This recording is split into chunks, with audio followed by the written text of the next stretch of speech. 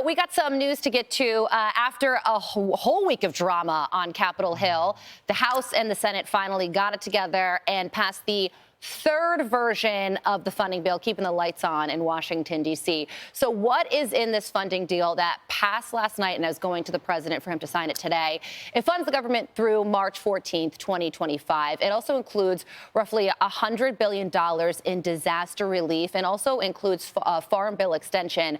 What it does not include is the debt ceiling suspension that President-elect Trump was hoping for. And there were reports last night that the president-elect is really steamed. The debt limit did not either get extended or canceled altogether because they would rather, the transition put something out the other day, increasing the debt ceiling, not great, but we would rather do it on Biden's watch. It's going to be a lot easier for him to do things like extend the tax cuts when he gets in if the Democrats are not, as Elizabeth Warren would say, hostage taking over the debt limit. But Elizabeth Warren is with Trump on this. It could happen. Yeah. It could happen. It could indeed, but what's so significant about this past week is you and I were covering the Mar-a-Lago Trump transition all week long was that we were clearly headed for an easy passage of that first version of the continuing resolution.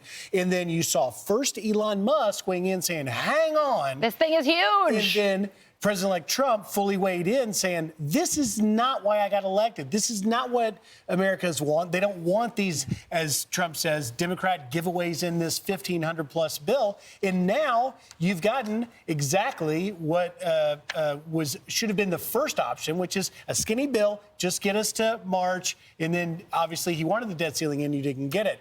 You've got members of Congress, though, like Andy Harris, conservative, weighing in on exactly putting into perspective what happened. Here's some of what he said. Yeah, he posted this on X. Since President Trump's historic election to bring down spending, deficits, and inflation, the, quote, Republican-led House has initiated $300 billion in unpaid for new spending without even attempting offsets to prevent skyrocketing the deficit and debt. Future generations deserve better. I am now undecided on what House leadership should look like in the 119th Congress. Just want to get the numbers out there. 11 Senate Republicans and 34 House Republicans voted no. Democrats, by and large, were all in favor of supporting this. And to his point about how now these House Republicans won't commit to what the leadership should be next time, Mike Johnson did the thing that Kevin McCarthy did that got him ousted. He pushed forward a spending bill with Democratic votes. That could be a fatal flaw.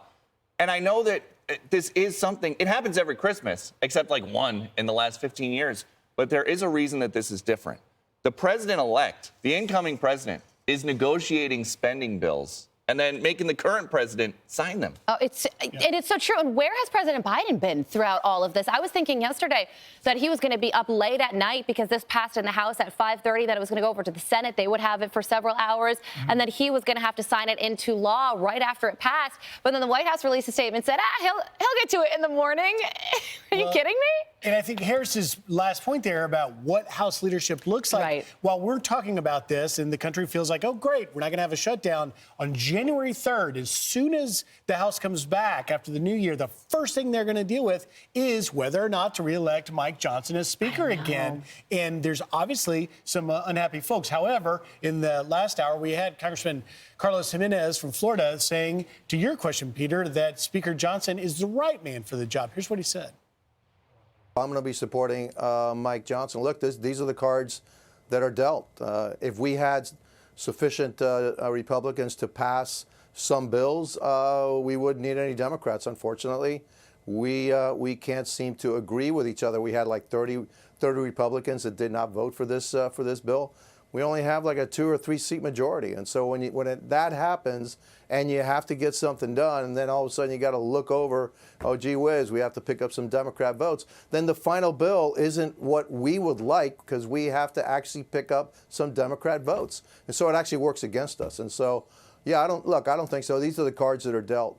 What we've learned from ousting Kevin McCarthy was that he was playing those cards about as well as anybody could, and Speaker Johnson's playing those cards about as well as anybody can. Yeah, and being the House Speaker is just one of the hardest jobs on Capitol Hill. And even after the vote passed out of the House, he was interviewed, and he said that he spoke to the president-elect and he spoke to Elon Musk, and they're both pleased with the passing of this bill.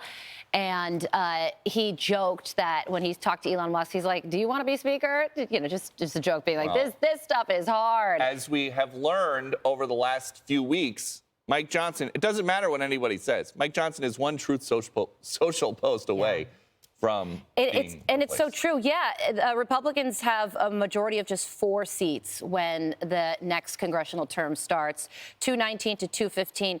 And 2 Republicans, Congressman Paul Gosar and Thomas Massie, have already said that they won't back him. I mean, we remember what the vote count looked like when Kevin McCarthy was going through this, where you have all the numbers on the side of the screen and you just watch and see who's going to vote how and what the fate of the Speaker of the House will be. That's what we're going to go through again in January.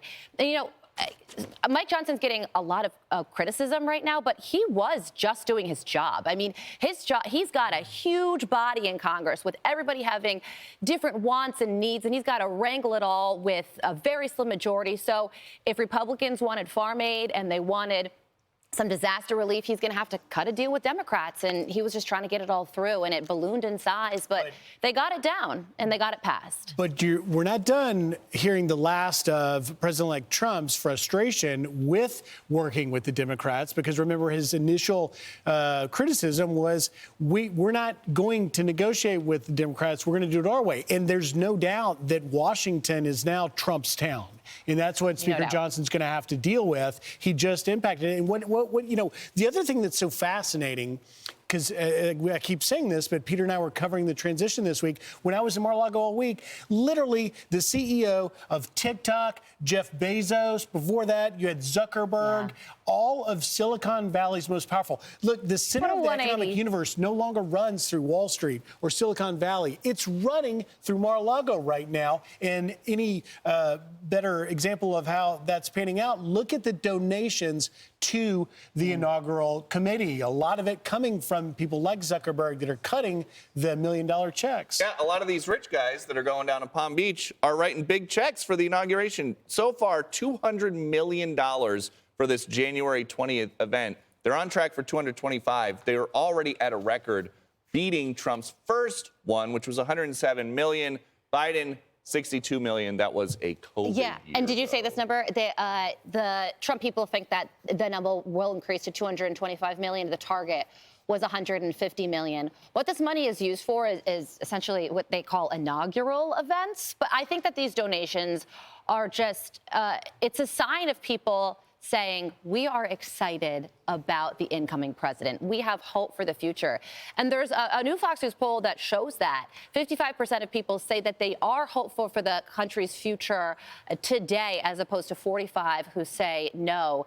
That number was 53% said yes around the midterm elections, right after the midterm elections in 2022, and 43% said that they had hope for the future a year into Joe Biden's term. And you look, this is how you get Trump. After a year almost of Biden, 43%. It's up 12 points now with Trump coming back in. Yeah, look at that. 64% of people say that 2024 was a bad year for the country. And then you've got a bad year for their family. 40% said it was a good year. 50%, half the country thinks that this was a bad year. And, you know, if you could go back to that original graph, I hate to upset the producers, but really you saw from December 2021 to now, the numbers are literally flipped. When you talk about a direction of a country and how the country feels, you can see a literal flip in the opinions. 43 yes, 54 no, and 21. 55, 45 now. That's a significant shift. Yeah, and it's just so clear. I mean, Donald Trump didn't just win the Electoral College. He also won the popular vote. And we were talking to people all across the country after the election.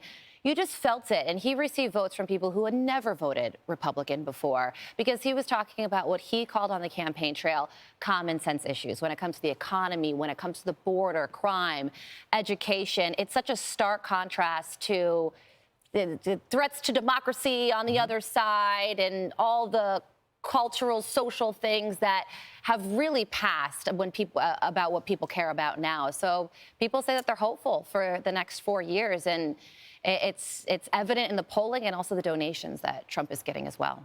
And there was something really interesting to your point. The two of the Trump campaign managers just did an interview with Politico. they ran 1/3 fewer issue-based digital or TV ads than the Harris people ran. So what we are coming to see now is that the Harris people just never figured out what the point was. Right, exactly. And according to the latest Wall they Street lost. Journal reporting, Joe Biden in office for 4 years was struggling the entire time Didn't and help. was very much sheltered by the staffers who were trying to do basically be the And the president reporters himself. that were Yeah. trying to talk to him. That's right. I'm Steve Ducey. I'm Brian Kilmeade. And I'm Ainsley Earhart. And click here to subscribe to the Fox News YouTube page to catch our hottest interviews and most compelling analysis.